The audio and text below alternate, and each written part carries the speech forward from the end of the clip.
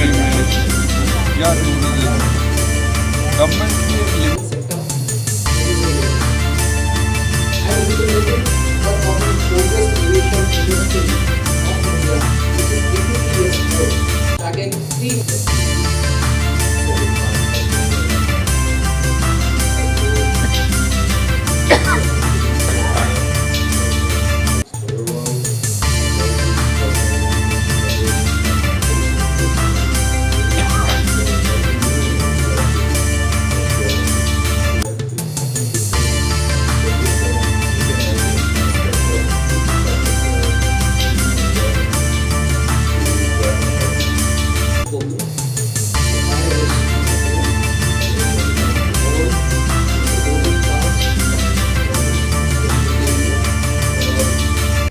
अस्सलामुअलैकुम।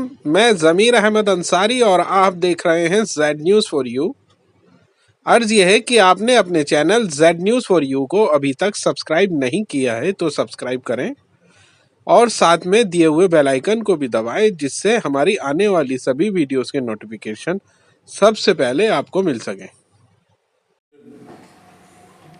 India needs a matching infrastructure and support services. It's very important subject, but at the very outset, let me apologize on behalf of Dr. V.K. Singh, the Minister of State for Civil Aviation, and Shri Dushyant Chaudhara ji, Deputy Chief Minister of Haryana. Both of them, till as late as yesterday lunch, was slated and had accepted, and we were looking forward to welcome them here today. But all of us are aware of not the weather, but the hot environment in the country where people are moving from left to right. One has gone to Lucknow and another, Mr. Chauthala, has gone to Jaipur last night. So on their behalf, I sincerely apologize to the audience. We will miss their presence and pearls of wisdom which would have come out of them. As far as the demand for the travel in India is concerned, it is rising by every day. The northward curve of the people using the aviation as a mode of transportation is increasing leaps and bounds, and we are expected to become the third largest population traveling by air in the world, not very late, as early as 2030. Now, that be so, even today as we are, all major airports, when you go, they have started looking like a railway platform of yesteryears. They are cluttered, they are overflowing with the passengers. And one feels sorry for them that they are paying a hefty sum to travel, but not the comforts which an air traveler deserves. And that is where the question lies. This increase has to be matched with infrastructural and other developments simultaneously. Not only this, a large demand has been raised by Air India and Indigo for increasing their air fleet. The Air India has ordered 470 aircraft, whereas Indigo has ordered 500 Airbuses. Once these are introduced and the passenger traffic expected to reach 110 crores by 2040, you can imagine the state of our airports. What we need is almost doubling or tripling of the resources around. The government of India, of course, has planned to increase from 131 active airports till 2022 to nearly 220 by 225, which is almost doubling up the number of airports. What will it mean is we will be connecting more remote areas, we will be creating new routes, and of course this will mean larger and larger population utilizing this means of transportation. With this increase and requirement of infrastructure, the requirement of funds on the government would increase manifold. While agreeing that the government is prepared to spend this much, but to support its development, all-round development and including the airport, I personally of the opinion that the private investors will have to come in a big way. We have had this concept of public-private partnership for a long time, which in my personal opinion has not succeeded to the level to which I had expected about 10 years back. This model will have to be redrawn to attract the private players to support the government in developing the airport infrastructures. It will have to take in account that during the last 10 years, a large number of private players who entered with great enthusiasm in the aviation sector have had to close down. Why have they closed down? What is it? Well, if the government, as a government, if you expect the private investors will put in money to lose that money, we are sadly mistaken. Every private investor invests money if he sees reasonable profit. Not a huge hefty profit, but at least a reasonable profit is expected by him. And we should accept that fact. It is this acceptance which is missing. We want them to give their money and lose it out to us. That's the government. No, it won't work. We'll have to draw out a new model of attracting private investors. Another thing is that the technology infusion which is taking place at a very, very fast pace. We are lagging behind in bringing that into our airports and air services and managing the air transportation. We will have to put greater and greater reliance on infusing technology as well as making the population traveling with the air to understand and utilize them. I myself find it difficult to do tele check-in and all, but that thing has to disappear. Another interesting thing is 5% of the GDP is contributed by aviation sector. What it amounts to is that a large number of jobs are created by this sector. The government has to understand that there is a need to create new job opportunities. And here is a sector which offers and lends itself in creating more and more jobs. Another sector which needs attention is the cargo. We in the last few years have been emphasizing in fast seminars and outside, there is a great deal of improvement needed in the cargo sector to make India as a hub of this part of the world. It is possible, not only because of the geographical location of India, but India as an emerging power should emerge as a hub of cargo as well. And lastly, the MRO. Somehow this MRO has not drawn the attention it deserves. Creation of MRO facilities within the country is extremely important to check the outflow of foreign exchange. In fact, it should become a foreign exchange earner, which is well on the cards, and we got to pay attention towards this.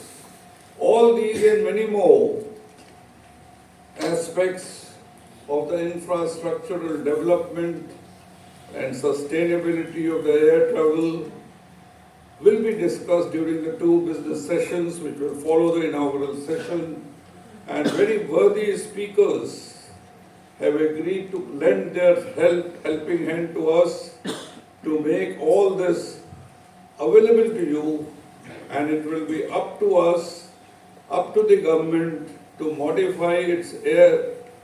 I think aviation policy was in 1916, if I am not wrong.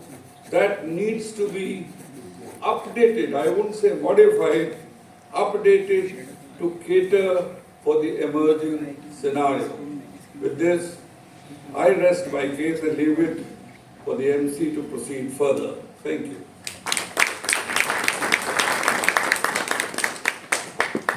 Thank you very much indeed, sir, for those warm words of welcome and for setting the context for today's seminar. Ladies and gentlemen, our special guest, Dr. Inderjeet Singh, has served in the development and management of airports in many global locations worldwide, including the several assignments under the aegis of ICAO as an airport consultant in Africa, South Asia, UAE, and South America. He was earlier the airport director of IGI Airport, and Dr. Inderjeet has thus acquired hands-on experience of airport operations in diverse socio-economic environments and an exposure to the best global practices in the industry. And I have the proud privilege now in requesting our special guest, Dr. Inderjeet Singh ji, to kindly address the august house present here today. Ladies and gentlemen, let's put our hands together to welcome sir.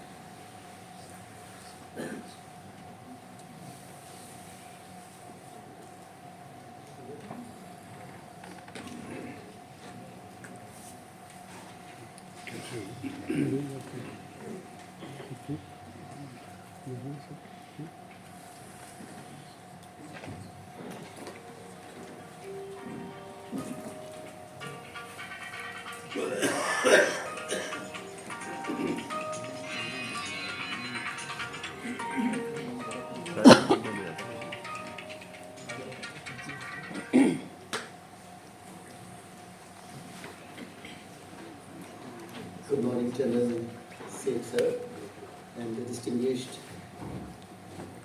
colleagues and friends on the dais. Ladies and gentlemen, it's a great privilege to be here to share my experience and thoughts which I have earned over several years around the world and in India especially. And I owe a great deal to Airports Authority of India, where I, didn't start my career. I was with an American company before, but that was probably the stepping stone which led me to several parts of the world. And I owe so many of my colleagues who are here for the help, assistance, and support they gave me in performing my duties wherever I was posted in India. In next few minutes, would delve into certain aspects, as the topic here I have chosen is global air transport industry. The devil is in the details. The devil in the details, you all know, is a very fashionable phrase these days, which means that what we see, and as General Seth sir said, what we see is one thing, but what happens in between and behind the scenes is much, much different than what our perception is.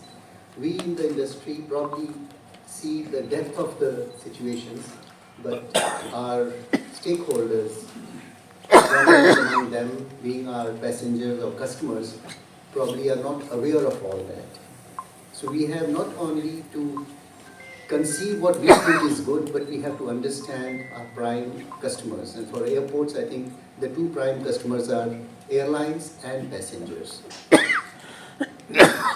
But before going to my few minutes presentation, I would just like to point out a few commandments in aviation that maybe we are all aware of, but we need to remind ourselves about them from time to time. It's like having driven after 30 years or 40 years, when we leave home, still the parents say drive safely, which doesn't mean that we don't drive safely, but it's like a caution. So I will just give away those 3 or 4 points which come to my mind, which we should always remember as budding officers or people who have earned some experience and expertise.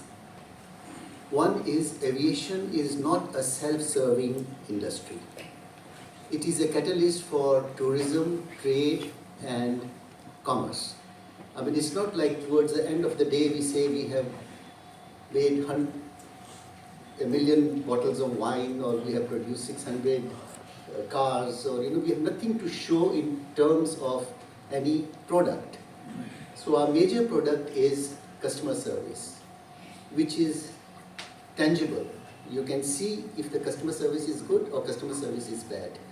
So we have to keep that always in mind, that we belong to a service industry, and our motto is just to serve. Now, of the 17 SDGs of the United Nations, which are again very, very important, United Nations wants to accomplish them by the year 2030. Because of COVID, the pandemic, maybe there will be a delay of 3 to 4 years, but all the countries are heading towards achieving those goals. And in India, as you know, Niti Aayog is the one which is seriously looking into this matter and following it up. What is heartening to note that amongst the 17 SDGs, the Strategic Development Goals of the United Nations, 14 are supported by aviation. Now that is a beautiful feeling for all of us to cherish, that of the 17 goals which worldwide we want to achieve, 14 are supported. I'll give a very simple example. We produced vaccines, so did some other countries. But to spread the vaccine all around the world, we had to bank on aviation. And 640 loads of Boeing 747, equivalent of that load, was distributed around the globe, followed by some small airlines or aircraft carriers carrying it to the remote areas of different countries. So, we may go ahead and do whatever, but unless we have a support of aviation, there is nothing that moves. In fact, I would say aviation is a lifeline of us for the global good. It's a lifeline.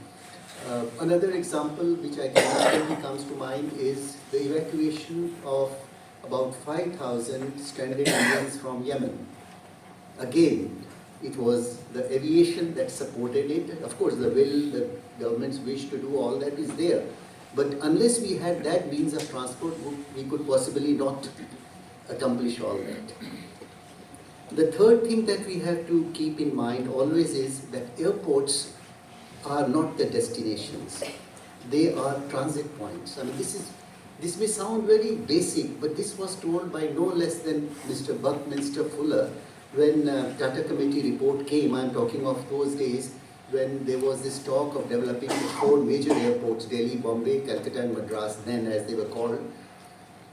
Buckminster Fuller from United States had come, and we had the honor and privilege of working with him and seeing him and shaking hands, which was a big deal at that time.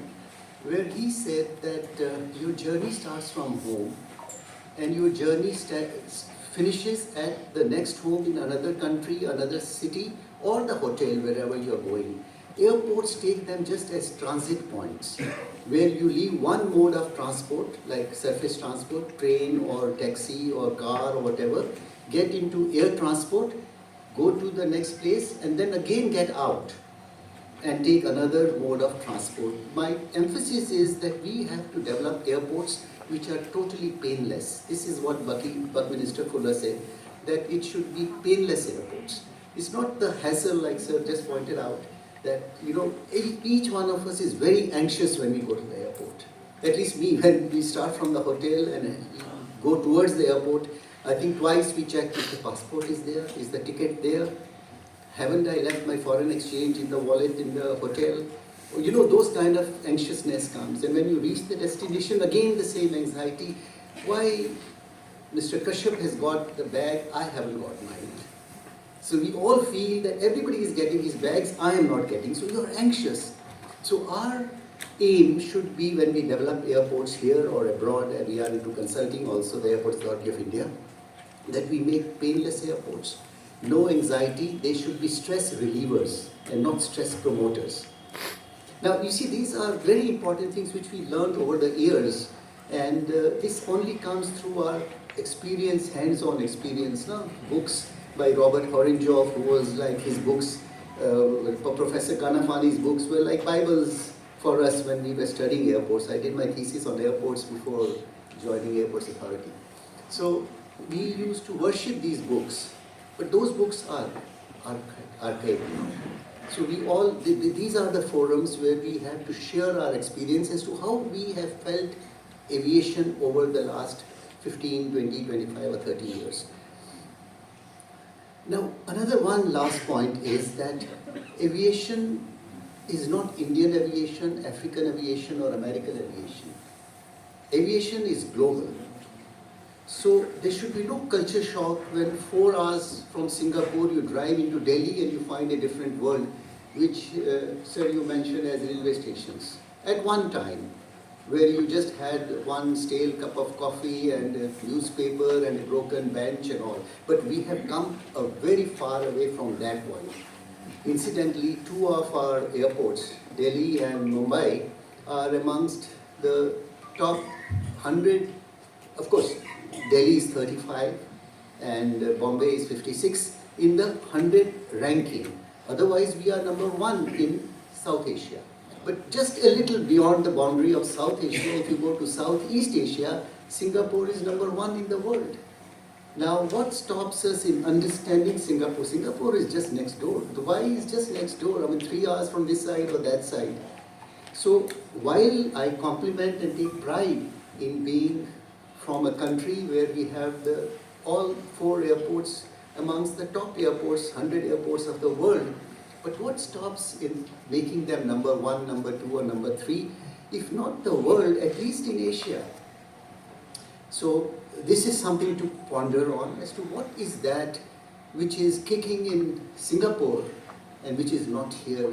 After all, we are the ones. When Dubai terminal was commissioned, I happened to be working with Dubai Aerospace Enterprise, and I was very active in the commissioning of that airport. And mind you, you've all been to Dubai, there was nothing very extraordinary. But what was that which made it extraordinary from an ordinary airport is what we have to pick on. And those nuances, we have to bring them home and integrate them in Delhi, Bombay, Hyderabad, Bangalore. the airports which are excellent. Now, I take pride, a small thing, I was in Brazil a few months back, and people started talking about Hyderabad airport because there is one trolley, for instance, which is IoT, it's on internet. So you load your stuff in the trolley will guide you to the gate, and if there is a minute's change or a gate change position, which happens quite often, it's announced gate number 92 and then suddenly in New York they'll say gate number 33, and that may be 15 minutes walk. But that trolley, the computer mounted on the trolley tells you gate number so and so, and it will guide you through.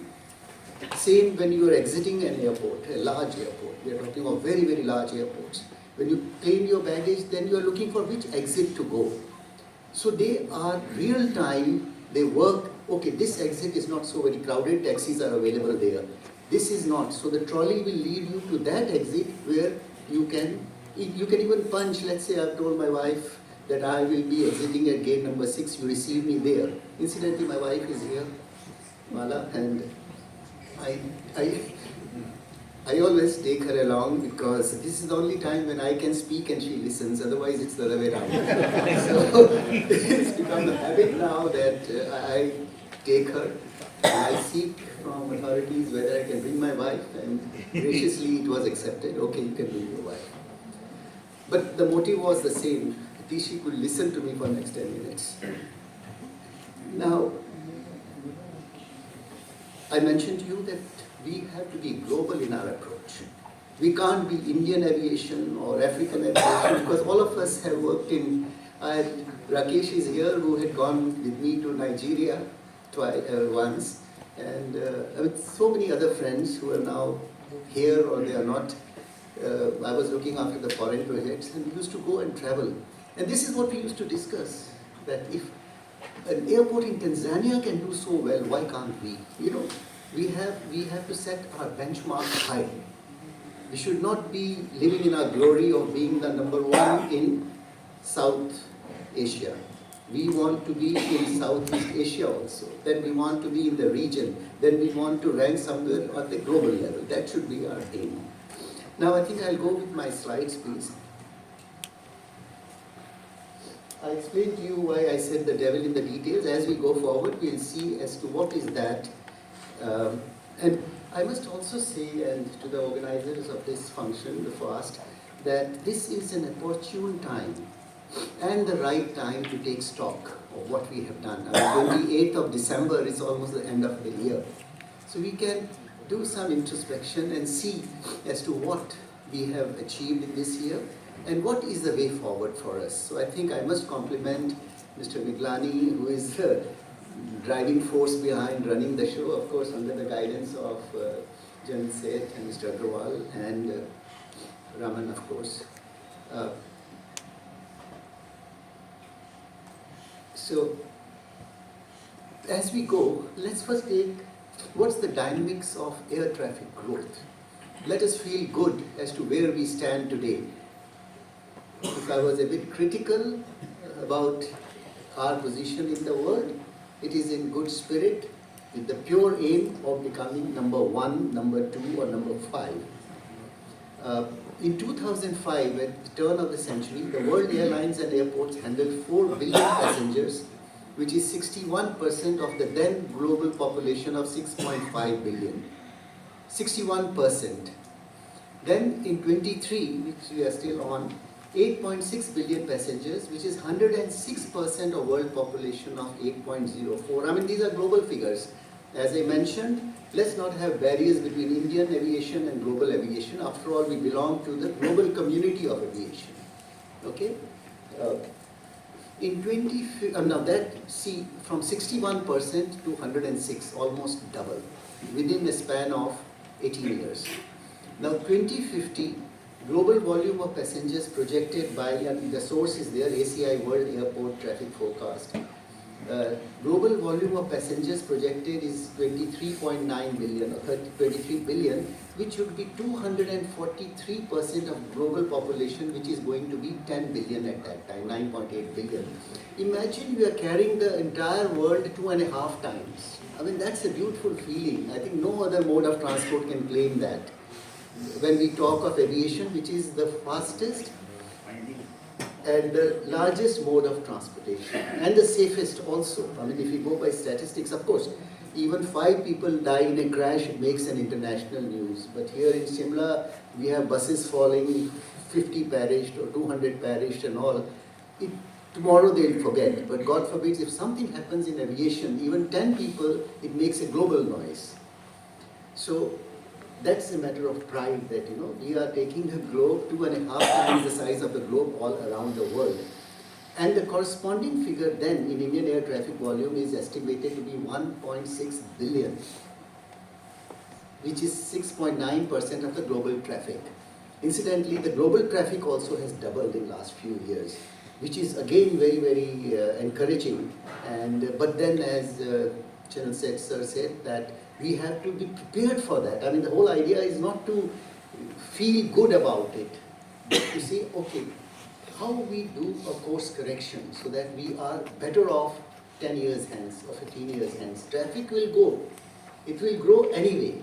People after COVID want to travel, they want to see the world before they leave the world. So the idea is how best we can show them so that each visit of theirs anywhere in the world is a great experience. Now let's take a reality check. That's important because if we don't know where we stand today, surely we cannot improve for tomorrow or day after. So the whole idea is to have a quick glance as to where we stand.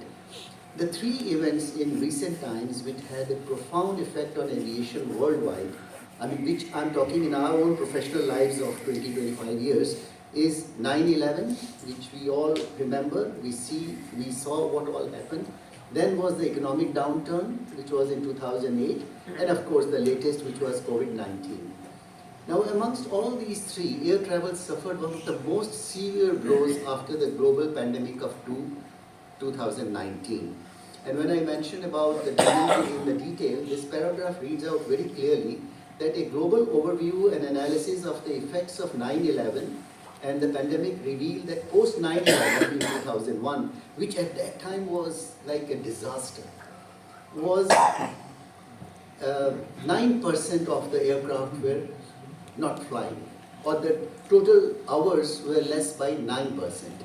While as in pandemic, they were less by 70%. So you can compare the two, which sounded such a big deal at that time as compared to COVID is nothing. Of course, it made a global noise because of the terrorism kind of a thing. COVID is natural. Well, it's easy, it's nice to say natural. Where the mischief started and all, that's politics. We don't want to delve into all that. But the point is, there are several theories about it and where it started and how it started and how it spread. It was like another kind of a story which we don't want to delve into. But this is the major difference between what happened in 9/11 and what happened in COVID.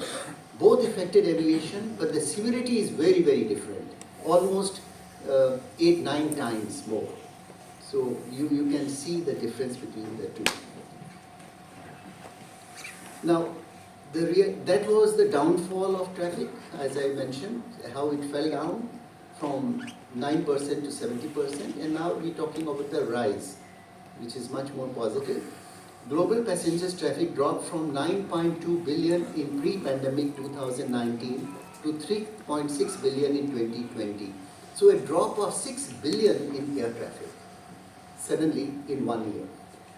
But it recovered to 4.6 billion in 2021 and to 6.5 billion in 2022, which is 92% of the 2019. I mean, we generally take benchmarks and say, okay, we have gone so high, but when we fall, then if we come back to good shape, that is where we should take credit for. So we came back, now we are at almost 94% of the pre-pandemic level. And the baseline projections for global passenger traffic indicate that the industry will recover by 2019 levels by mid-2024. So hopefully by next middle of June or July, we may be reaching that level which we had in 2019.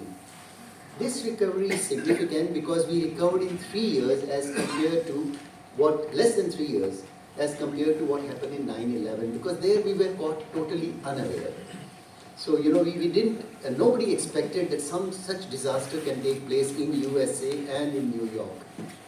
So the motto of this story is that the harder we fall, the higher we bounce. I mean, that is a very, very positive thing that we have learned from aviation. One, aviation is very resilient by nature, good for us. Plus, the hard work and dedication of our people who work at different airports or in aviation sector in India or abroad, all over. They are a dedicated lot. They want to give their life for this because it's so glamorous, number one. The industry is so glamorous. Then it takes you around the world. You get to know the best of the people. You have the choice of working with the best of the people. So that becomes very, very significant. On a private note, sir, I've just my new book has been launched in London. It's called Tough Roads Create Tough People. So it's what I'm trying to say. There I took the entire book. It depends on two factors. One is how a butterfly comes out of an ugly caterpillar.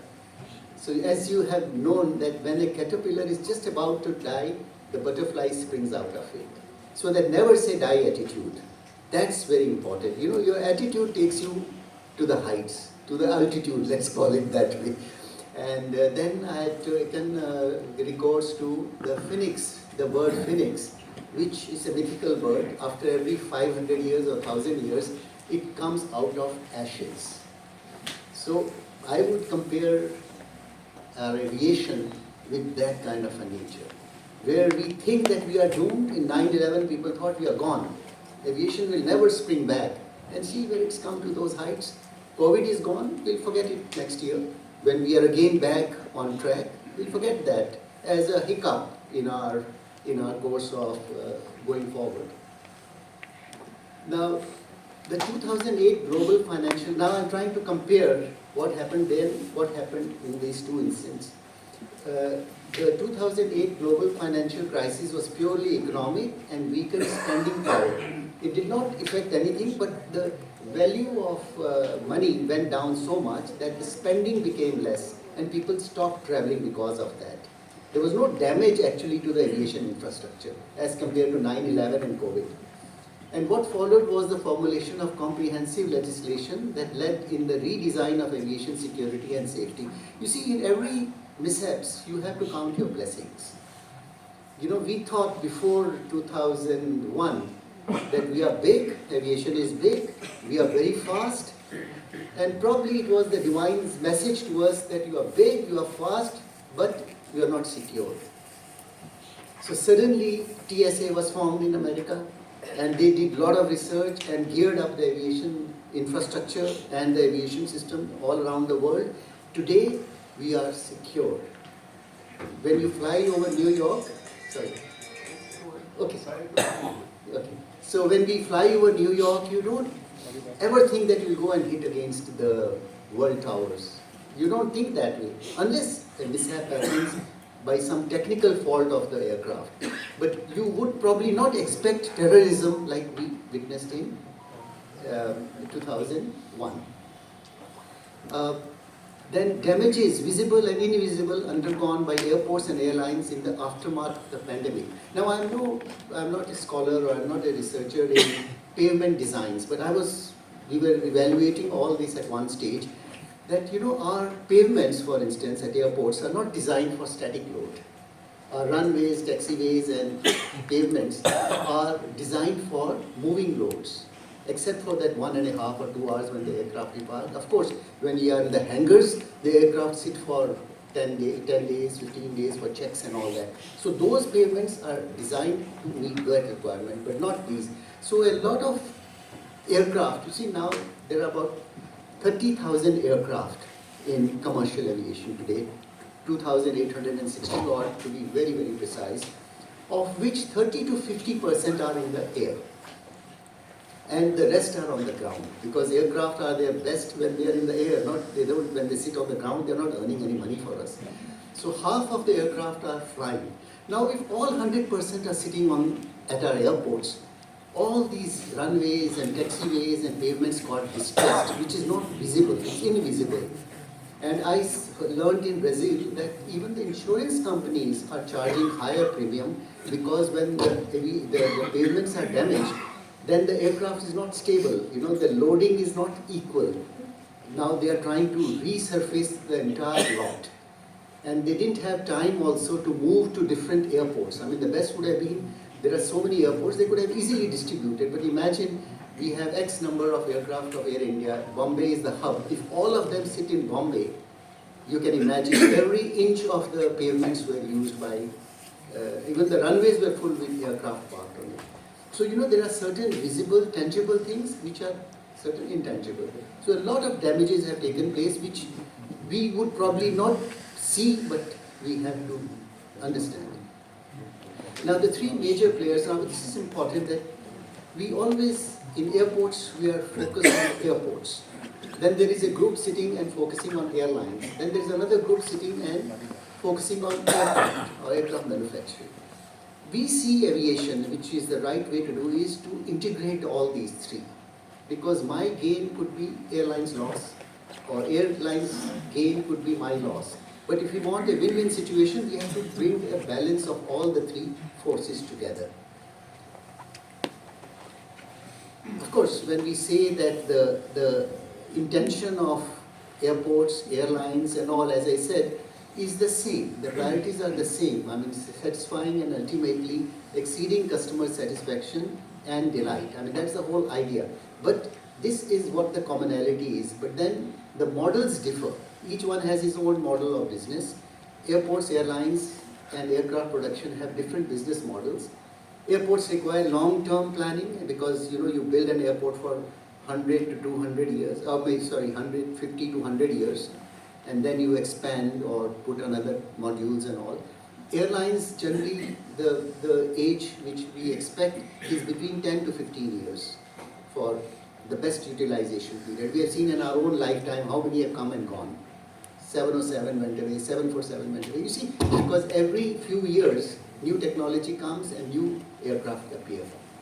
So they have different models. And aircraft has a hybrid model.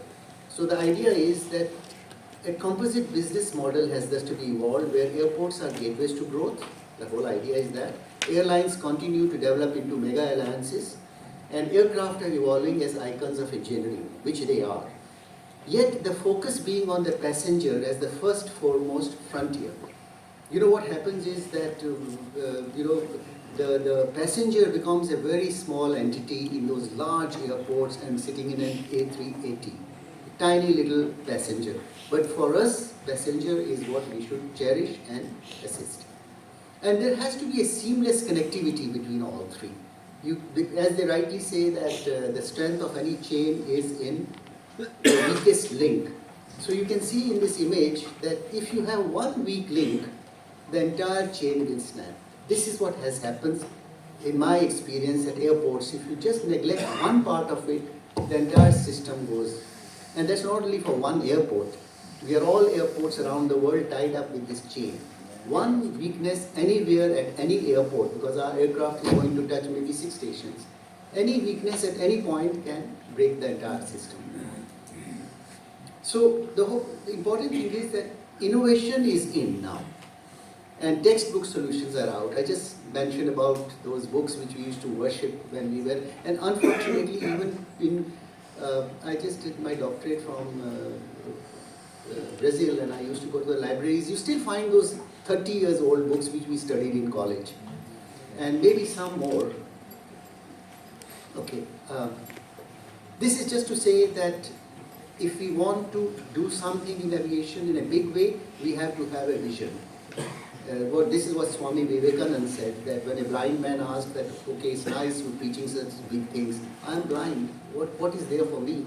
Then Swami said that, no, you don't have to have eyes to understand, you have to have vision which is in the mind. Now, we take a few minutes only on the future. Okay, fine.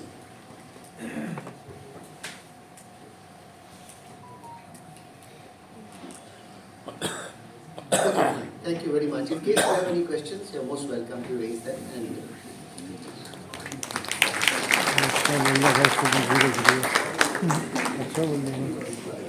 Thank you very much indeed, sir, for that informative presentation and address we had from you. Ladies and gentlemen, we are honored to have with us today Shri Kapil Kaur, CEO Kappa, Southeast Asia, who is based in the New Delhi office of Center for Asia Pacific Aviation, established in the year 2003. He is responsible for the delivery of all India-based consulting and research projects. He has over 25 years of experience in the aviation and the hospitality industry. Previous roles include that of Product Manager, ITC Welcome Group, Vice President, East West Airlines, Chief General Manager, Air Sahara, Vice President, Crown Air, and many more. So, ladies and gentlemen, please put your hands together to welcome Shri Kapil Kaur for his address. Okay, good morning, ladies and gentlemen, and to Mr. Singh for an excellent presentation. Let me at the outset thank the organizers for inviting me, General Seth, Mr. Agarwal, and all the organizing committee members for this invitation. And I really thank you for inviting me, and I'm glad to share our views. When I first looked at the topic, which is this morning, I'm sorry I actually missed it, and I was going to Mr. Bawa's LinkedIn to see what the subject is today. But when we talk about aviation growth, and we seem to be fascinated by the aviation growth. Everybody's talking about India is going to be number 3, number 4, number 3 at least, stay at number 3 for a while.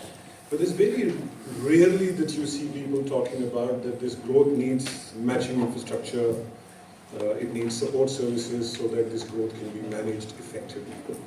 And that perhaps to me is very rare in terms of debates and discussions that happen at conferences. So in a sense, this is a very appropriate topic. Let me start by saying, what does infrastructure mean to us?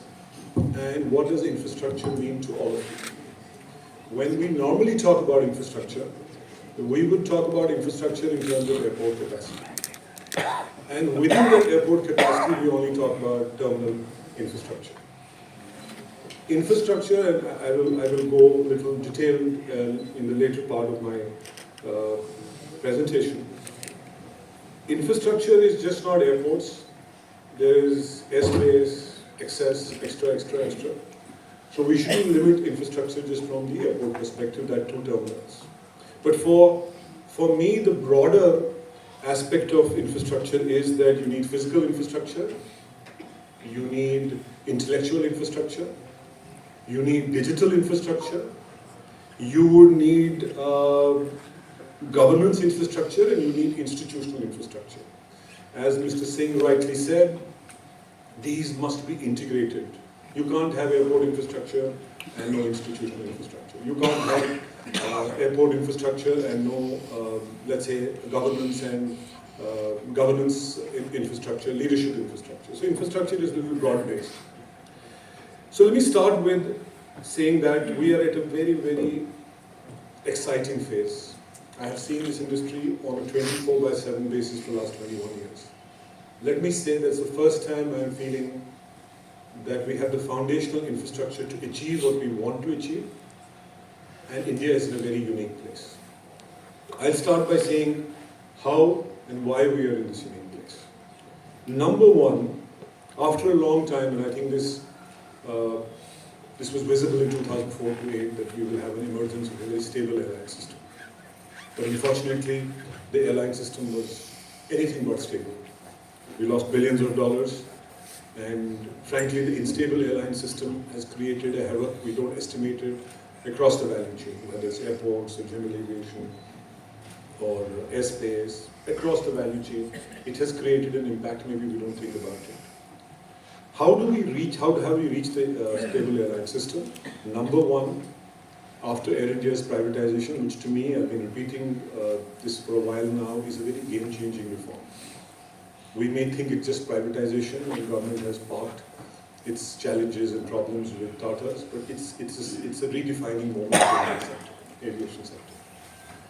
That privatization of Air India and the structure that it brings, plus Indigo, gives you the foundation for taking bold next steps in aviation. Together, both of them have a fleet order of about 1,500 aircrafts. The value of that order is not in the list terms, but in terms of the actual price. I'm not accounting for inflation and escalations there, but generally it's about $100 billion. And this is just for 10 years. After 10 years, the next 5-6 years, they would need to order more for the next 10. So that airline system has the balance sheet to support this growth. We never had a balance sheet in airlines, except Indigo. We didn't have, rest of the airlines don't have the balance sheet to support the growth. So we have an airline system which is the balance sheet, which is the cash, which is determination, which is building a world-class product, doing everything to create world-class airlines. We must take advantage of that. Otherwise, frankly, we will be back to where we were. Second, for the first time, we have an airport infrastructure which is ahead of demand, possibly because of COVID. We have the metro infrastructure, and I'm not getting into this debate of structural capacity versus theoretical. Let's say the capacity available right now in metros is about 500 million, 500 to 550 million. We may end up achieving lesser, but about 500 to 550 million. The Adani airports are going to build another 150 to 200 million. And Airports Authority of India is spending a lot of money, and with the privatization of these 25 airports, we should be looking at in the next 10 years roughly a 900 sort of a million to $1 billion airport capacity. We never had this before. So along with the airlines, stable airline system and the kind of investment they are making in the fleet, it is very important to have the airport infrastructure ahead of demand, and we have that. That's the first time we have it. So that's the other positive aspect. Again, India must take advantage of it. India must take advantage of these two solid pillars, a stable airline system and a world-class infrastructure in place. Third, the travel appetite in India is not just going to limit to 2030 to 2035. It will last for most of the 21st century. If you see our per capita consumption of domestic and international, we are way at the bottom, and an upside which could last a decade. So India must take advantage of that. But when we talk about these three positive advantages, we have to also say that how is our institutional mechanism to support this growth? What do we have in DGCA, for example? What kind of a DGCA is required to build and manage this growth? What kind of an airspace is required to manage this growth? What kind of training infrastructure is required to manage this growth? What kind of security architecture you will require to manage this growth? What kind of a governance model that you is required to take this growth? Because if we do say that Air India is investing, Indigo is investing, we have the capacity for about, let's say, 7, 8 years, 9 years, there's growth appetite, and we leave these institutions the way they are, I think we are heading for a big trouble. So it's very important that we look at these institutions if we have to take advantage of this opportunity. And I can say this with confidence, having tried our best to analyze what is required, and we do this very regularly. This is the fundamental duty of the government to recast these institutions, rebuild these institutions. You cannot grow. It's like your pipeline will get congested, saturated if these institutions are not built the way you want. So, along with the pillar of a good airport system, at least for the next 7 years, a good airline system, great appetite for growth, we must make sure that our institutions are overloaded. And again, India must take advantage, because this time it would very rarely come back. Second is the choices that we need to make. We must think back. It's a choice like India has to make a choice. Do we want to be China or do we want to be United States? Similarly, aviation is to make a choice. What do we want to be next 20 years? Is it just creating jobs, or it is creating higher earning jobs? How much contribution can aviation make to direct, indirect, induced, catalytic impact, which we must measure and be happy about that we have played a very important role in the socio-economic transformation of the country. So we must make the choices. But before we make the choices, we must set up basic rules in place.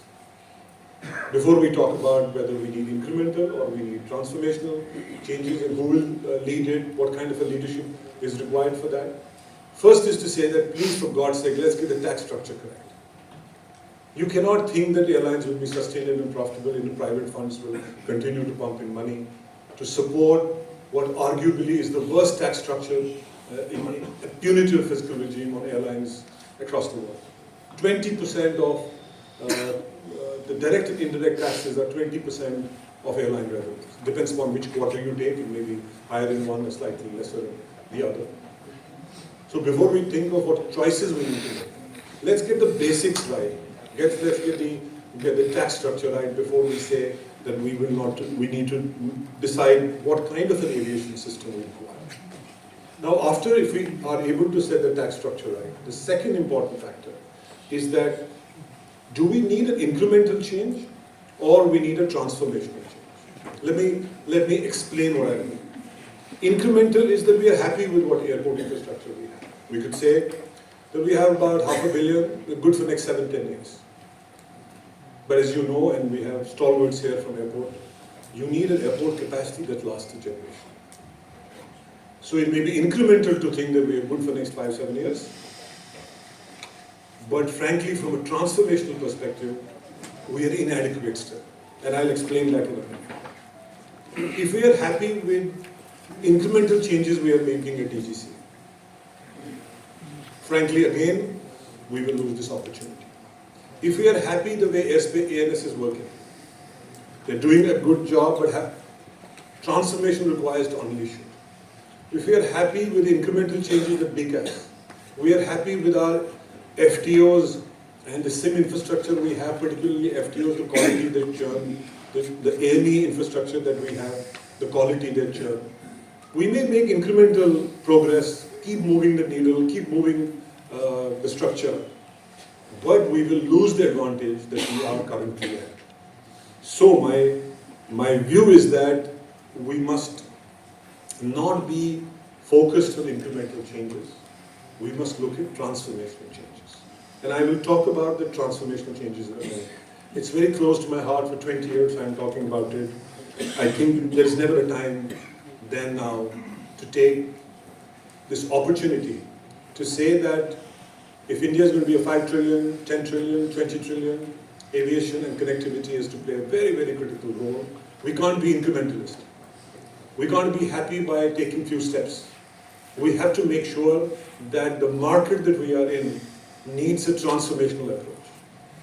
For that, you have to rework and look back and say, what does this new architecture look like? First, for me, somebody has to take leadership from this. We can talk about conferences for years. We can talk about with clients, we can give policy papers. Somebody has to raise hands and say that I am responsible, I will provide the leadership which will transform this sector. That's the first starting point.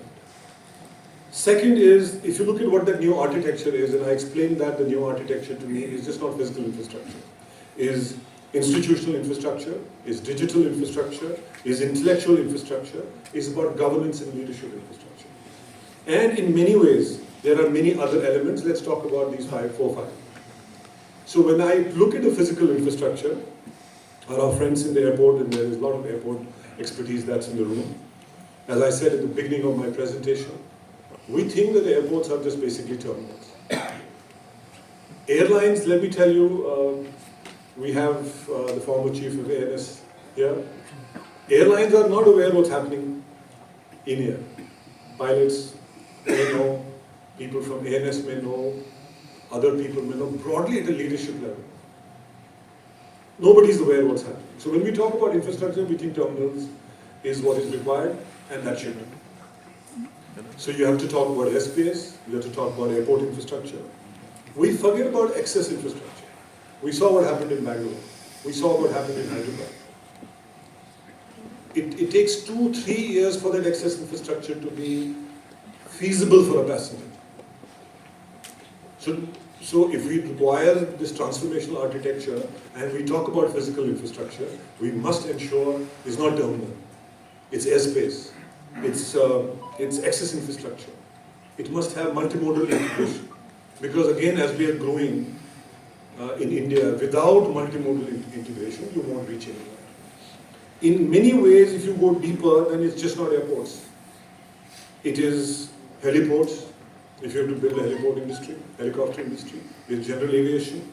It's maintenance, repair and overhaul. And frankly speaking, one of the biggest opportunities in India to create high-earning jobs is to unleash the power of Indian aviation by just removing all the barriers on MROs. We have the ability of the private entrepreneurs to build world-class MROs, but I think they are stifled with unnecessary regulatory and fiscal practices. So it is not just airports, it's airspace, it's heliport, it's maintenance, it's general aviation, it's eVTOLs.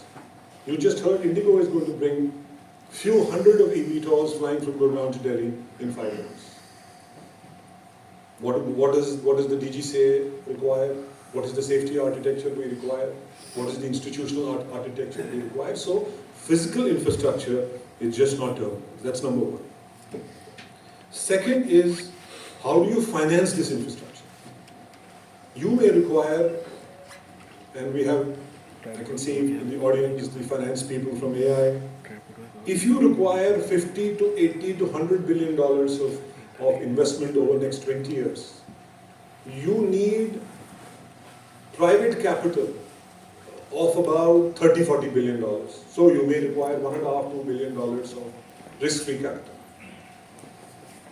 Or private equity capital, not a risk-free capital, private equity capital. Where is the capacity in India to put $1.5-2 billion every year? How do we unleash that if we have to build this infrastructure? So that's on the physical infrastructure side. Let me talk, which is something which has been my favorite. I am normally not liked for speaking this. We have a very archaic institutional infrastructure, and we cannot even think of moving ahead if we don't break this institutional infrastructure. And I did talk about it in the beginning. Can we have the DGCA in a tech world? Look at what's happening with Pratt & Whitney engine. Look at what's happening with LEAP. The technology is so superior that even FAA can't understand. We saw what happened with FAA in case of Boeing, which had lethal flight design flaws. We are seeing supply chain issues on durability and QC with Pratt & Whitney and perhaps LEAP engines. It's a cutting edge technology. You will see more of that cutting edge technology. Do we require a DGC and a legacy mode? Or we say, let's overhaul it and create it independent DGCA. Mr. Agarwal is aware that we had talked about, like in the, like we have CAA UK, we should have CAA India, run by experts at different architecture to run. We cannot continue with DGCA like this. Similarly, BCAS. Today, technology is critical for security architecture. But what we normally do is to get more and more people. More people we have at airports, risk increases. It should have the balance between technology as well as people. So you have to overhaul BCAS. Second, which is may be more appropriate for this audience, we've been talking about that we must overhaul AIS. We must hive off AIS. Frankly, I don't know what's the problem. If Government of India can write off 60,000 crores on Air India, one of the biggest and boldest reforms, what does it take to hive off AIS? We are getting into a dual airport system. You need to redesign the airspace. And some of it you would need to do when Navi Mumbai and Mumbai is coming, and for example, Delhi and Noida is coming. With this growth architecture, you cannot have ANS like this. Other factor which government in many ways is taking a directional change is what's the future of Airports Authority of India? All of you are products of Airports Authority of India. You have most of the airports in private sector, 80% of the traffic, 25 more will be required. But with that, we must know that the money that it is generated through the revenue share, where is it going to be used? How is it going to be used? There must be a plan for it. So you need a future of Airports Authority of India. Without that, we'll be always in this challenge that privatization is a bad thing. And one of the best things that the government has done is to keep privatizing loss-making assets, get revenue out of it, and invest that wherever appropriate. Policy and regulation, tech changing. We live in a VUCA world. Volatile, uncertain world. In that world and the tech disruption, in the digital disruption world, what kind of a policy competence we require? What kind of a regulatory competence we require? We must ask ourselves and overall it. Then there are three pillars which are critical, and I may just re-emphasize that. When an airline has, two airlines have 90% market share, though I don't see any anti-competitive behavior because there's going to be intense competition between them. Who will re-overhaul the consumer protection system? Who will overhaul the competition protection system. Where will it happen? Currently, if flights are delayed, and I can tell you again and again, the basics as per the CAR are not met by airlines. We have an on-time performance about 50%, 60% now, but go and talk to a passenger, we are all passengers. As per the CAR, are we getting anything? So how can we grow this pipeline, which is fundamental to our growth, which is a market which we have inherited, and transform?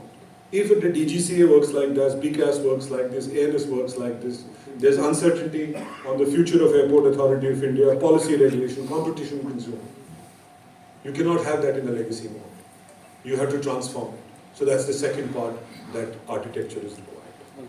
Digital, all of you know, artificial intelligence, machine learning, quantum computing, intelligent machines. Let me give you one example of what it will do, and I'll cover that in the intellectual infrastructure. Airlines have a revenue management department. Normally 50, 60 analysts to manage flights, manage revenues, which is critical. Few years from now, maybe you have 50 intelligent machines. Because you have now the quantum computing data, you will be better getting the revenue results by having 90% into artificial intelligence and machine learning and intelligent machines, let's say. Same goes across the workforce. So important it is for us to understand how digital is going to change, and I made a presentation recently that there is a distinct possibility of human beings working with robots. Do you know what it does to the organization, what kind of a culture we want? So this disruption on digital infrastructure must be understood. That if we are going to grow at, let's say, 15% per year, are we going to create more jobs or less jobs? What kind of a jobs will we create? Because certain jobs will get enhanced. Certain jobs maybe get enhanced. Where is that training infrastructure on the digital side? Lastly, two more things on the intellectual infrastructure. Frankly, training and HR is forgotten in this growth equation. Whether it is at the institution level, DGCA and Airports Authority of India, ANS, or it is at an airline and airport, it is just regulatory must-do for pilots and cabin crew and AMEs. But the kind of changes that are required, intellectual infrastructure is missing. So without the intellectual infrastructure, can we grow? We have some youngsters here who are from aviation schools maybe. I hope they are aware that in the next 3 to 5 years where the aviation is going to be, and do I have the skill sets? And aren't we as an institution will be aware that why am I having these small mushroom cabin crew schools when you can do that online in a better way? So digital infrastructure is, intellectual infrastructure is the other element, training, education, in a manner that will add value to the kind of growth that we have. Lastly, leadership and governance. Corporate governance for sure, but leadership, a very critical element to take care of this transformation. Now the choices, all of us as an industry have to make.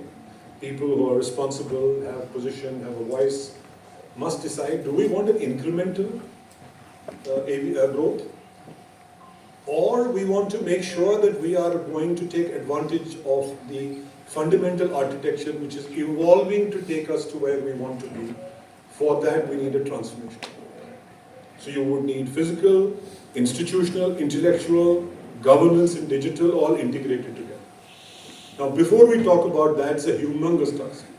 It's not very easy. We've been having people in the planning here.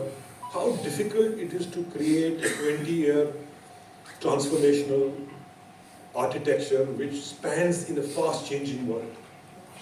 So before you talk about any infrastructure, I have always said that you must have the planning infrastructure for it.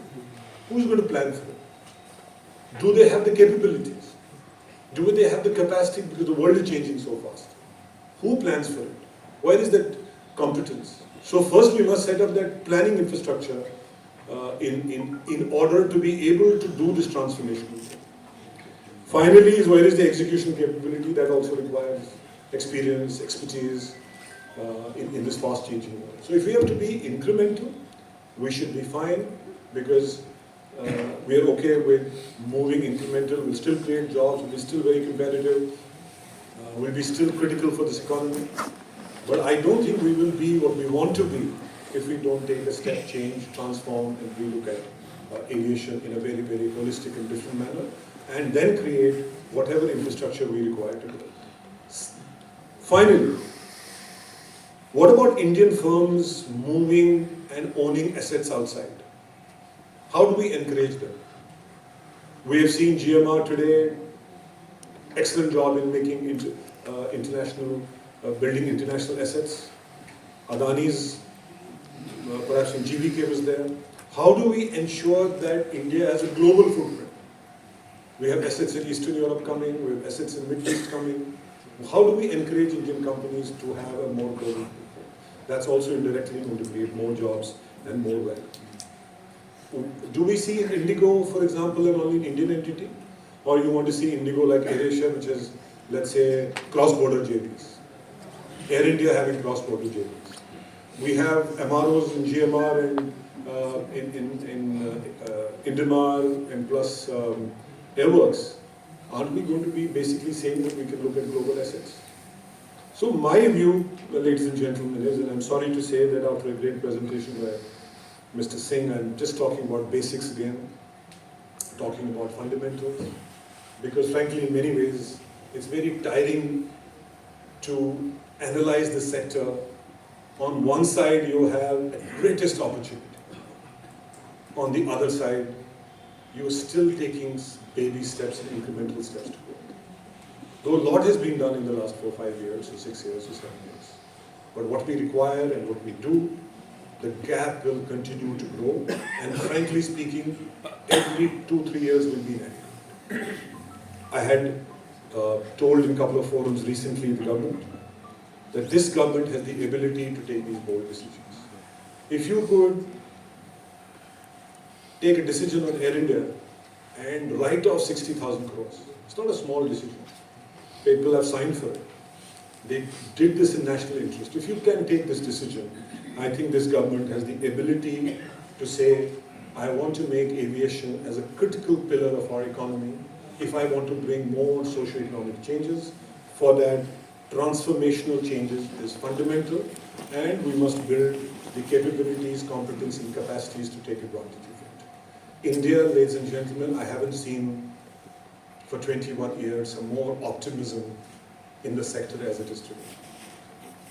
And we must take advantages of it. We will frankly tell all these youngsters here that an entry-level job is not 20, it could be 50. Right now, after COVID, people are not wanting to join the sector. So it's important that we take advantages of this change, make sure that we are responsible, and we should do whatever it is required to take those steps. I don't have anything to say, I don't want to share any data, but I think I wanted to share with you that I'm very optimistic about the sector, but I'm also very defeatist that we are taking so many small steps, whereas we should take giant steps. This leadership of this government has the ability to take these giant steps, and we are awaiting that for aviation. Thank you very much.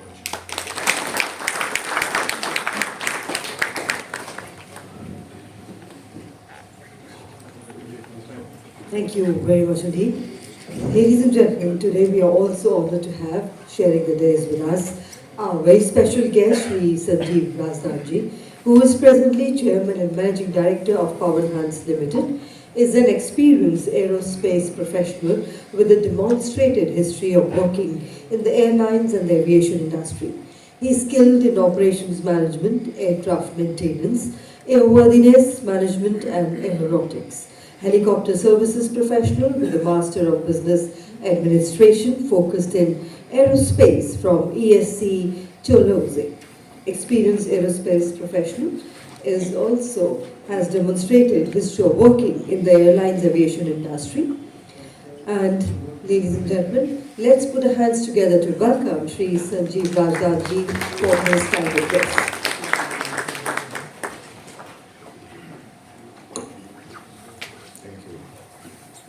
Respected sir, other dignitaries on the dais, distinguished guests, ladies and gentlemen.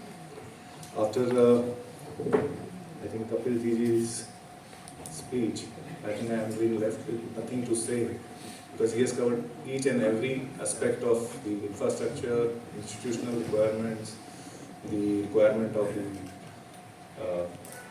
human resources, digital platforms. He has in fact covered every aspect which needs a focused approach from the perspective of increasing our global footprint in the aviation. I represent a very small segment of the aviation, if we may say, only representing the helicopters as on date. And when we talk about helicopters, the infrastructure requirement, I think very few people will be knowing what is happening around that.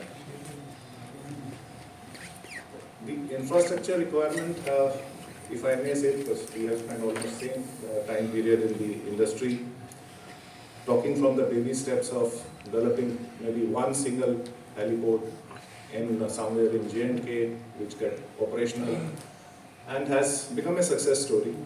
But thereafter, we didn't have major transformational setups where we had generated or we had created hundreds of heliports to replicate the success of one of the operations.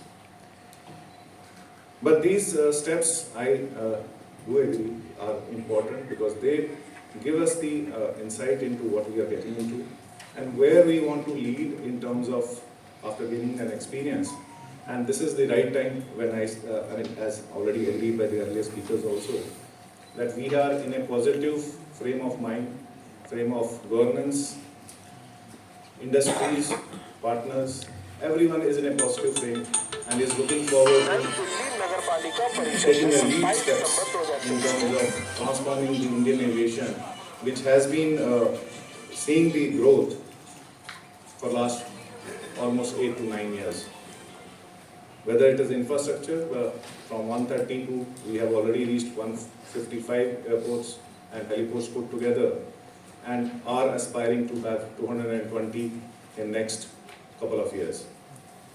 With increase in number of these airports, of course, the other elements, whether it is ATM, whether it is handling of the airports, airlines, number of aircraft to be handled, the parallel services which are required on both sides, I'll say, in terms of air side as well as the city side, in an airport language, that we need to cater for every aspect of it, and there is a growth in everything what we do as far as the aviation is concerned.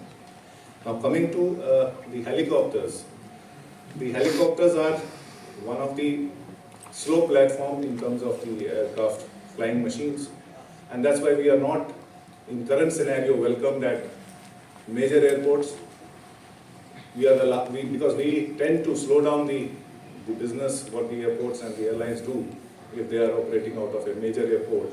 We are not welcome as far as the helicopters are concerned. So it becomes even more important to have a separate infrastructure for helicopters, and the need has been felt over a period of, I'll put it 5 to 6 years, last 5 to 6 years, the need has been felt that we need to have a heliport infrastructure in place.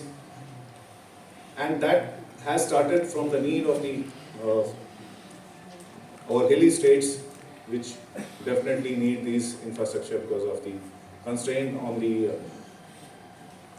land availability and you can't have airports in a small area, too many airports which will not serve the purpose in terms of financial viability.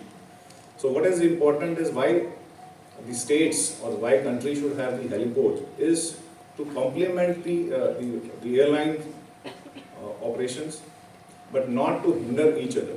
Because if helicopters are operating, airline gets impacted. If airlines are operating, helicopters cannot grow. So it has to have the parallel infrastructure, and both have their own unique role to play in the aviation sector. And there, where the helicopters are versatile in operation and they can do various kinds of operations, for that they should not be disturbing the airline business which is operating out of the airports. So even if we see on the global platforms, all the major airports have a separate corridor for the helicopters.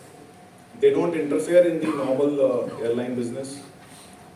And that's how both industries are thriving in the developed countries, and we aspire to be developed countries. And that's what we are looking at from the perspective that we need to grow and become a developed country. So both these infrastructures have to be in place and they have to complement each other. And that's where the role comes from our perspective, the helicopter industry perspective, that we develop, we support, and we also operate out of these heliports which are coming up. The first question which somebody asked me a few years back, that why we need heliports or helipads when machines are very versatile and they can operate out of the airport. Go to any of the helipads which have been temporarily created and the job is done. Why we need it?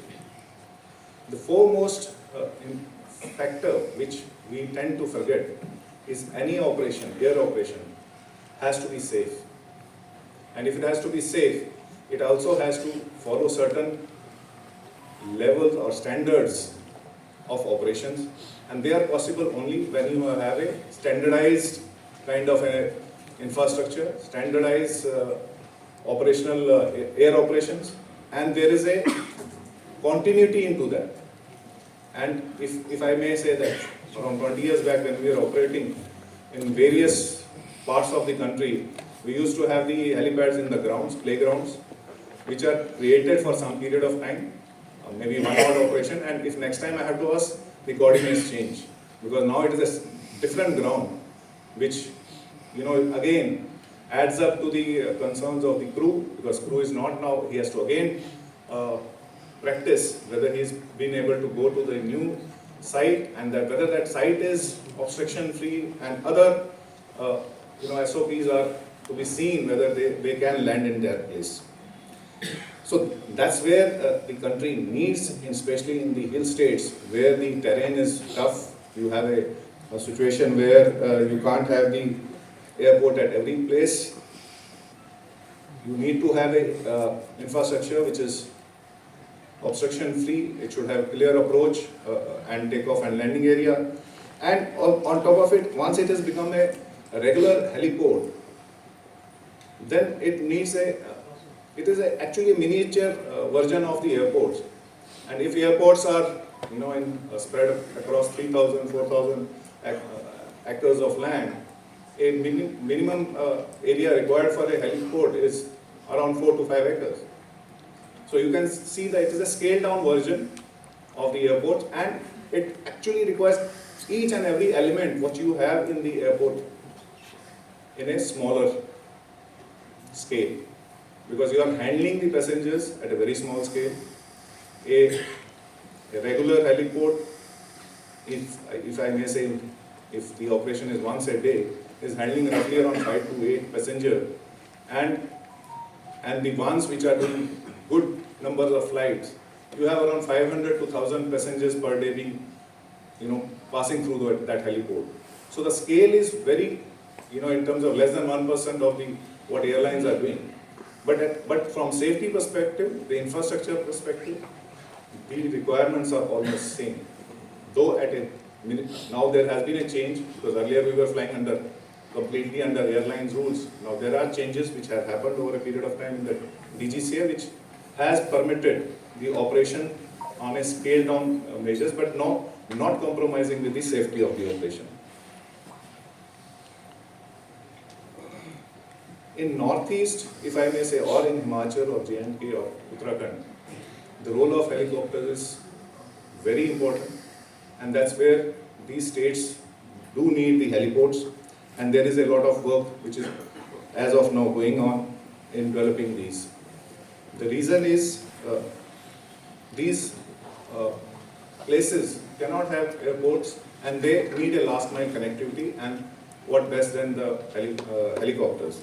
And these helicopters not only are supporting the passengers or the people in the remote areas, but at the same time they are also helping the government in terms of governance, whether it is in a law and order. And I can quote you one aspect. We recently as in 2 years earlier, we have reached a place in somewhere in Leh, Ladakh region, where nobody from the government had reached the last village in 70 years. And those people were not aware what they are supposed to get from the government and how the government can support them. And getting a casualty or a patient out of a place where nobody could imagine that they can also have the facility of a hospital which is just 40 minutes away from your destination. And that's the kind of impact which the helicopters have in these areas, and that's where we definitely need an infrastructure which should support these operations. A typical heliport will, in a normal course, handle maybe 10 to 15 passengers, but once the infrastructures have developed, if you see from the perspective of the two heliports which I have quoted, Mata Vaishno Devi heliport or Kedarnath, you can see the number of passengers and number of operators which has increased over a period of time. That's where the acceptability, the availability of facility, availability of operations which become more viable is only after you have various aspects of the infrastructure which are made available, which is in terms of helicopters, which is an assets, movable assets, then physical infrastructure in terms of heliport, and other requirements of pilots, crew, MROs, activities which supports the complete ecosystem. And that's exactly what is required also in helicopter industry. Currently, and what is the role of governance in all this? The governance has had been started as a helicopter operator to support various activities of offshore as well as the connecting the northeast region and other hilly regions. But now we have, over a period of time, gained an experience, and we have also diversified in providing the consultancy in the heliport development of the infrastructure. And this, we are now currently supporting around 75 heliports across 15 states where these development is taking place. Though it's a very minuscule numbers, but they are of very significant importance because they are going to connect your strategic locations in the northeast, strategic location in Uttarakhand, as well as in the Himachal and J&K and Leh. And that's where it becomes very important that these infrastructure come up and we are able to operate out of these places. Due to our experience and supporting the first development of Rohini heliports, which every one of you know, which was conceptualized in 2010-11, got built up in 2017, and once the concept as pointed or baby step had taken up, we could demonstrate the development of the heliport, and that has now started, replicating across the country, even in south states, where that has become a model, but only the scale keeps changing depending upon what is the operation envisaged in these particular areas. And we have been nominated, or we can say we have been designated as a nodal agency for heliport development by the ministry, and we support all the heliports which are bid or the sectors which are bid for the heliport operations.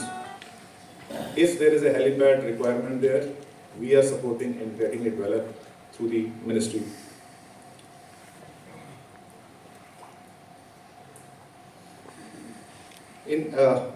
If we see only in the northeast region, currently we have around 30 heliports which are being developed, and there is additional requirement of more than 126 heliports in this area which are going to come up.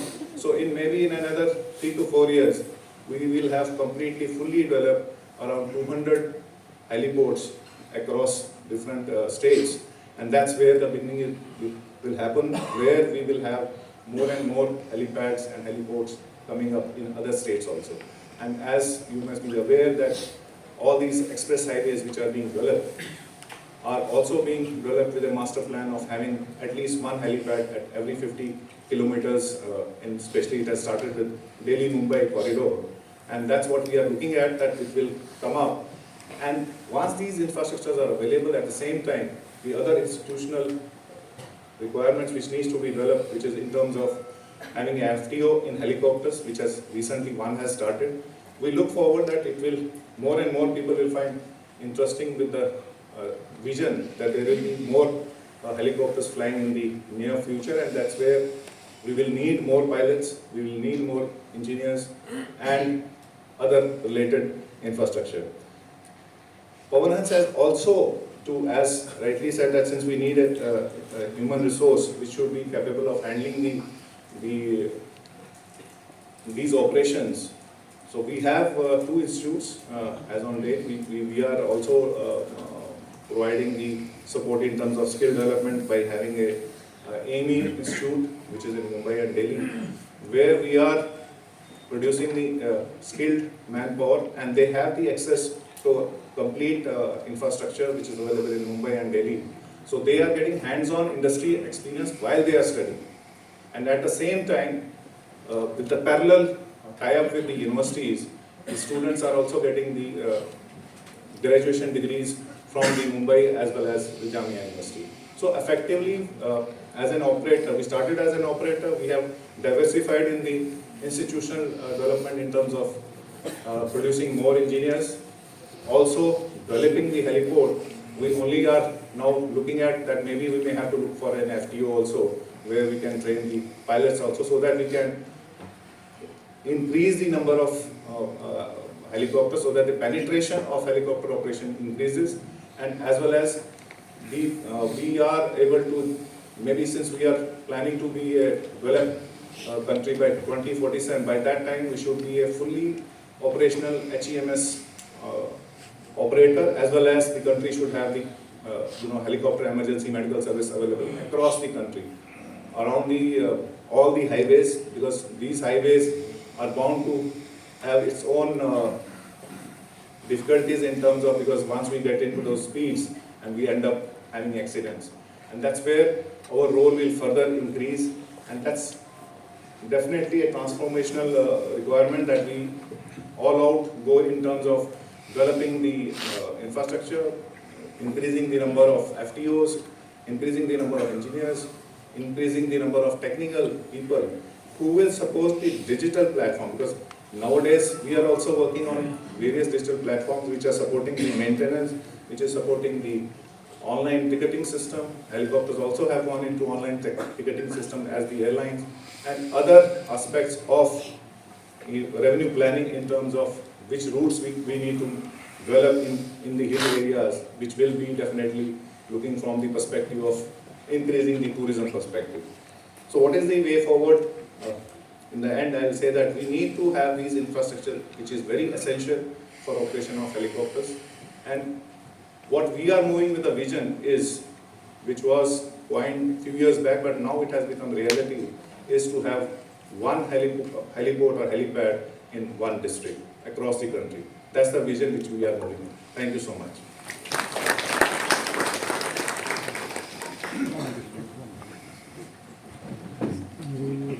Thank you very much indeed, sir, for that inspirational and insightful address.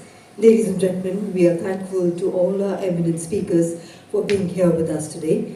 And I would now like to request Lieutenant General Seth, President FAST, to do the honors of presenting a small token of gratitude and appreciation to all our eminent guests. Can we have the mementos on the stage, please?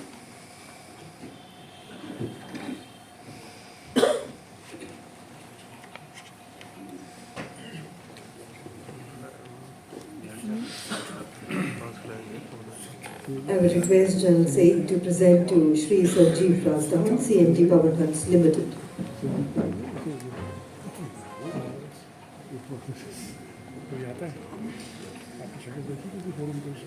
Thank you very much indeed, sir, once again for being here with us.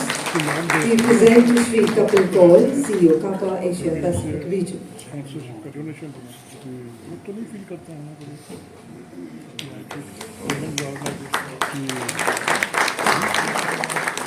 And we present to Dr. Indrajit Singh, ICAO, Airport Consultant and formerly Airport Director, IGIA.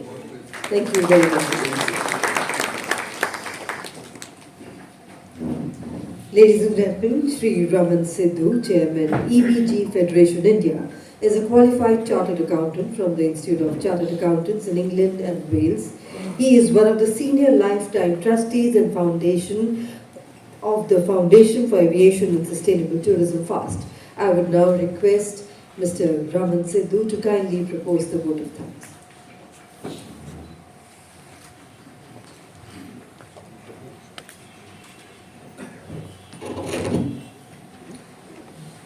A very good morning to everyone here, esteemed guests on the panel, on the dais. I have got a one-line whip from the General that please restrict yourself to 4 minutes, but I am in a defined mood. I'll keep it 5, but not beyond. It's Christmas time, time for hope, time for expectations, and we have moved a lot in aviation from a period when to fly a kite in our great country, you needed the approval of the Director General of Civil Aviation. I brought it to the attention of the then minister, who happened to be the late father of the current aviation minister. And he said, no, this can't be true. I said, here, see your act. And of course it was removed later on, but I guess that was introduced at a time when the Wright brothers introduced their first aircraft. So the kite used to fly higher than that aircraft, and that's why the need for a Director General of Civil Aviation approval.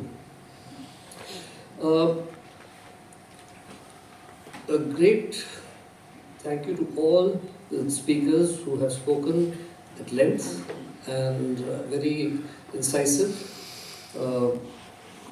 comments made. I must thank you, Mr. Sanjeev Razdan. Heliports, more heliports is the need of the hour. And that is the only way. You are doing a human service. I've flown with your aircraft in the Northeast a lot of times. And those people can't move around without you. So please continue that. Kapil, you said the gap has to be shortened. So to use London Metro, mind the gap coming to India, shorten it as soon as possible based on Kapil's advice, because that is the need of the hour.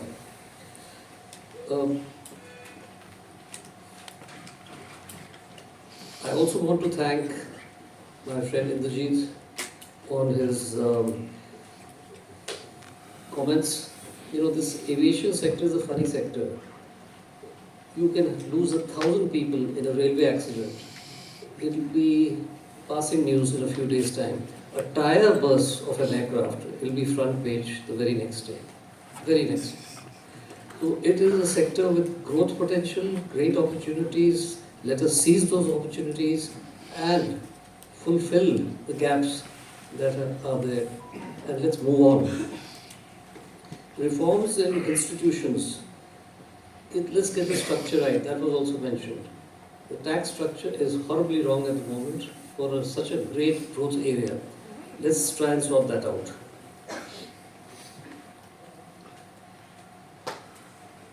PPP model was also mentioned. Very, very critical.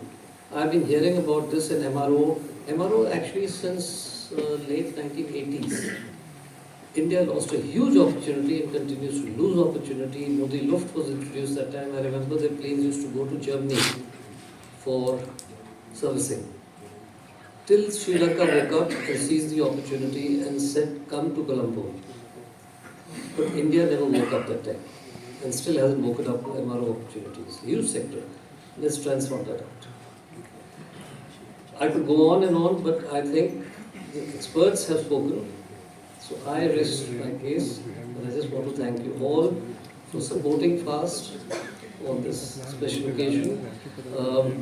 General Seth had said that there is a hot environment that subsists at this point in time, and I think he was referring to our political bigwigs who were to come and grace this occasion. Now, I don't know whether that hot environment phrase is a euphemism for political exigency, but whatever it is, I thank you people, the audience, for being here and making today's event very successful. Thank you very much.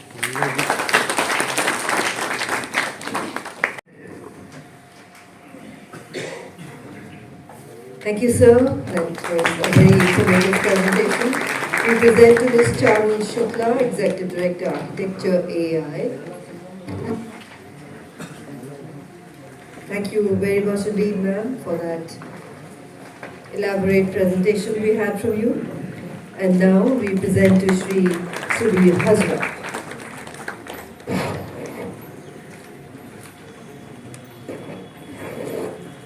Thank you, sir, for the presentation. Thank you, Mr. Agarwal, for doing this. Ladies and gentlemen, as I request our panelists to kindly step forward for a group photograph, I would request Deputy General Manager, Business Development and Marketing in HAL.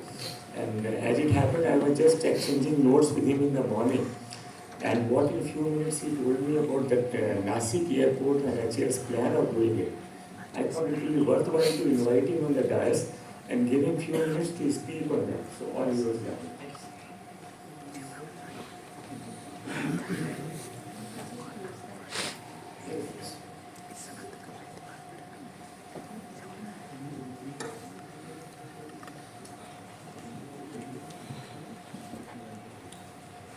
Respected Tyagi sir, under his leadership, HL has grown. Kamal sir, Vandana ma'am, Pulak sir, senior leadership from the aviation sector, ladies and gentlemen. I am representing one of the oldest aviation industry of India, which is 83 years old, started pre-independence 1940, and recently we celebrated on the last Saturday, 23rd December, its 83rd birthday. So it's one of the made in India aviation company. The 80% of flying machines which are there in the defense sector is, I proudly say, Bharat ke hai, that is by India, that is by HL. And what sir said in the morning, that is 3 aircraft and air operators, like airlines. So we make aircrafts. In aircrafts, we make fighter aircrafts, we make civil aircrafts, we make helicopters, we make UAV. Name the flying machine, HL is there. We maintain these machines, we make these machines, and we also operate 2 airports. That is the Bangalore airport, which was initially used for all the operations. And I am proud to say the connectivity, the vision of Honorable Prime Minister, that is Udan scheme, then your Krishi scheme and all. We are operating one of the airports from the Nasik, which is about 180 kilometers from the Mumbai, and the airport is running in very good conditions. And we are able to fulfill the mission of Atmanirbhar Bharat, where all the we are able to meet and indigenize the defense requirements, and as a policy, all the policy makers are also over here. So similar schemes to be implemented in the civil aviation sector, where the dependency on foreign OEMs will be reduced by the Indian operators. The Indian operators can maintain their own aircrafts as we do in defense. That's at the initial stage, that will be a very tough time. But we have to do a policy to be made in such a way that we can maintain our own aircrafts. And HL is also in the cargo, ma'am. We have a joint venture with the TSU, that's Concorde and HL Helcon. So we don't say we work every week. I'm carrying 11 cargoes of livestock from my Oja regional area to Abu Dhabi. 11 flights of cargo per week of livestock. And condition is that as a customer for the freighters and cargoes, I don't get cargo aircraft. I can go up to 20 plus cargoes per week for livestock. I'll come to the topic. So just give an introduction, like the theme, that is aviation and sustainable tourism. I come from the holy region of Nasik, where Rama was there, Pandavas were there, We have Saptashringi, Panchvati Pilgrimage Center where annually your Kumbh Mela is taking place. Shirdi is there, Pandavlena Caves is there. And name the, while we are speaking that tourism, India is more into holy tourism. And Nasik is one of the major dhams. And for tourism, and Nasik airport is connected. Nasik, we say, it's a divine plus wine. We are the wine capital of India. So we are the wine, you go for the day for the divine and evenings is the wine. You can come to Sula Wines, have a rest and take. So this, just I'll say the Nasik manufactures fighter aircraft MiG-21, 27, Sukhoi 30. Now we are going to Tejas, HTD-40 and all. It's the wine capital of India. It's the third largest industrialist city of the Maharashtra. It's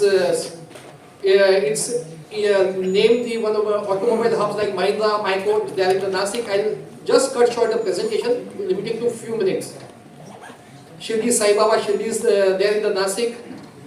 So these are my airport, which is 3.5 kilometers long, which is having an international terminal, well equipped ATC. So its location of Nasik is the center, connected by rail, road, air, infrastructure available, center of the city, and at present I am operating to 8 destinations by regional connectivity. These are the coordinates. I have divided my airport into such a way that this is my defense area. This is ample space available for my civil operations, where I will be operating for the civil part. This is my international airport. Available, all the prerequisite infrastructure as per international norms are available in this airport. This is my up-to-date, well-equipped ATC. PPT is not visible. PPT is not. No PPT. Oh. Okay. So, like ATC infrastructure, even we have a cargo hub over here. We have joint venture with Concord Corporation of India and HL. We have joint venture of Helcon, where we warehouse all the livestock plus the perishables. And I am working on a dream project of connecting western part of India and the Seven Sisters, that is northeast, where the perishables are not able to be exchanged within part of India. So I will be connecting the Seven Sisters and the Western India by the cargo. That is my dream project, for which I am over here to take your support and help. This is my airport available, where I have parking space. Ample this is emerging as a substitute to Mumbai airport for parking space. Some technical problem is there, no issue. We are having the cheapest fuel available in India. Even HL has entered into civil MRO, where we have recently collaborated with Bullock Sense supports with Airbus.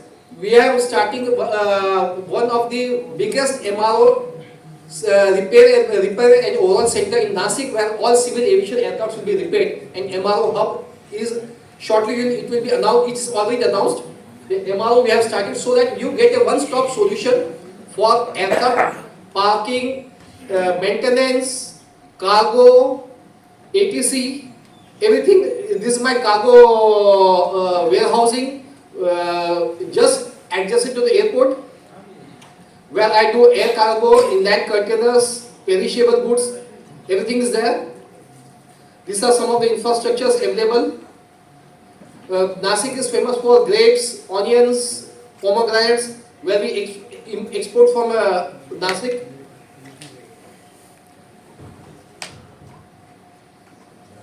So, large cargoes, okay. We are coming soon to Nasik. You are most invited. I am coming to your office, man, after this. And it is like Mumbai airport, which is very much congested. It's only 180 kilometers, average distance about less than 90 kilometers. So all the infrastructure is available at Nasik. And all this infrastructure, the vision is of Tyagi sir,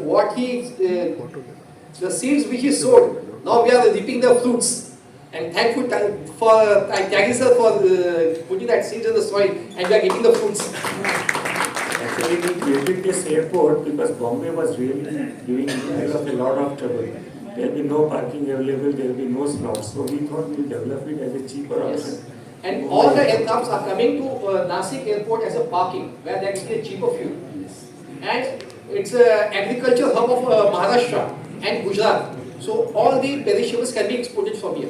So even for the open sky policy, where the 6 airports are nominated, that also for all the decision makers, we want your support will be coming to you for that.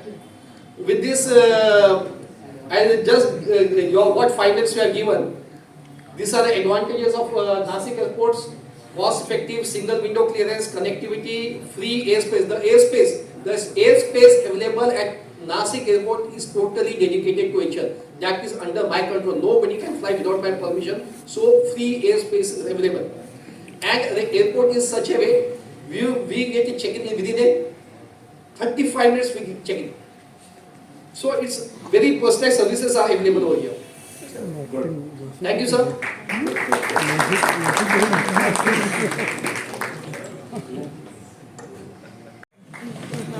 We present to Shri Pulak Singh, Convener, MRO Association of India.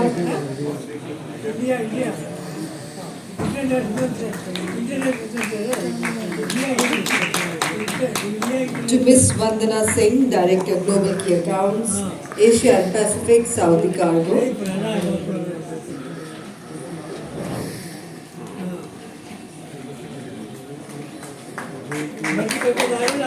And to Mr. Javed Ali from HAL.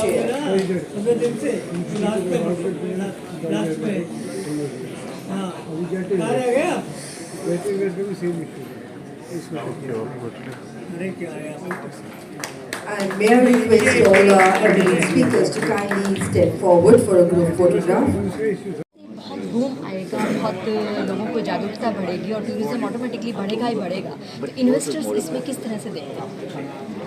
Investment is a very important thing. जो भी development हो रहा है aviation industry में या tourism में, government की limited resources होते हैं और उनकी फिर अप्रोच भी लिमिटेड हो जाती है. उसको अनलिमिटेड करने के लिए और ताकि जो एक्सपेंशन आ रहा है, जिस स्पीड से ग्रोथ हो रही है, इसमें प्राइवेट इन्वेस्टमेंट तभी आएगा मेरे ख्याल से जब प्राइवेट इन्वेस्टर को कोई प्रॉफिटेबिलिटी दिखे. हमें जो हमारा अप्रोच है कि profit is a dirty word, एक आइडियोलॉजिकल थिंकिंग की बात नहीं कर रहा हूँ. मैं भी अगर प्राइवेट इन्वेस्टर होता तो पैसा तभी लगाऊंगा जब 2 पैसे उसमें मुझे फ़ायदा होगा, क्योंकि मुझे भी जिंदा रहना है. वंस द गवर्नमेंट ये एक्सेप्ट कर लेगी तो जो प्राइवेट पार्टनरशिप का कॉन्सेप्ट है हमारा पिछले 10 से 15 साल से, जो पूरी तरह से टेक ऑफ नहीं कर पाया है, उसको बढ़ाने के लिए हमें इसको ट्वीक करना पड़ेगा और उस ट्वीकिंग में प्राइवेट इन्वेस्टर पे फोकस करना पड़ेगा. गवर्नमेंट के पास सबसे बड़ा जो एसेट गवर्नमेंट के पास है वो ज़मीन है. आज ज़मीन एक्वायर करना प्राइवेट इन्वेस्टर के लिए वर्चुअली इम्पॉसिबल है. और this is the asset government has to trade to attract the private investor. ये मेरी थिंकिंग है और ये बहुत आवश्यक है. जब तक कि प्राइवेट इन्वेस्टर को आप ज़मीन नॉट ये कि 10 साल की फ्री होल्ड, उसको मिलेगी 90 साल 99 ईयर्स और फ्री होल्ड, तब वो इन्वेस्ट करेगा. That is the main thing to invest the private investor. और उसको इंटरेस्ट होना चाहिए कंटिन्यूड इन्वॉल्वमेंट. ये दोनों चीज़ें करेंगे तो प्राइवेट पब्लिक इन्वेस्टमेंट ज़रूर अट्रैक्ट करेंगे. Thank you so much. Thank you very much.